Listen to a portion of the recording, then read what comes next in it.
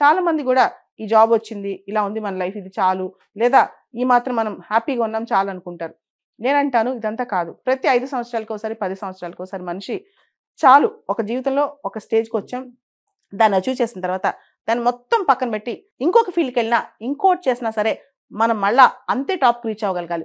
అంటే మనిషిలో గొప్ప విషయం ఏంటంటే జీవితం ఒకసారే వస్తది. అది 60 ఏళ్ళు బతుకుతాం, 70 ఏళ్ళు బతుకుతాం, 80 ఏళ్ళు బతుకుతాం పక్కన పెట్టి. కానీ ఒక జీవితంలో ఎన్నో జీవితాలు జీవించే అవకాశం కూడా చాలా ఉందన్నమాట.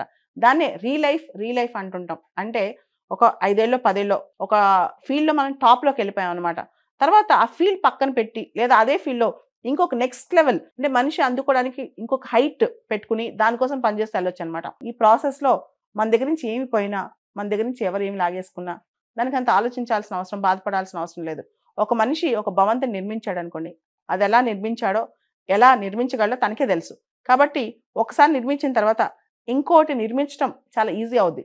అలానే ఒక మనిషి తన ఎంపైర్‌ని తను సృష్టించుకున్నాడనుకోండి, ఒకవేళ ఎంపైర్ మొత్తం పోయినా మళ్ళా అతి త్వరగా ఇంకో ఎంపైర్‌ని సృష్టించుకోగలడనమాట.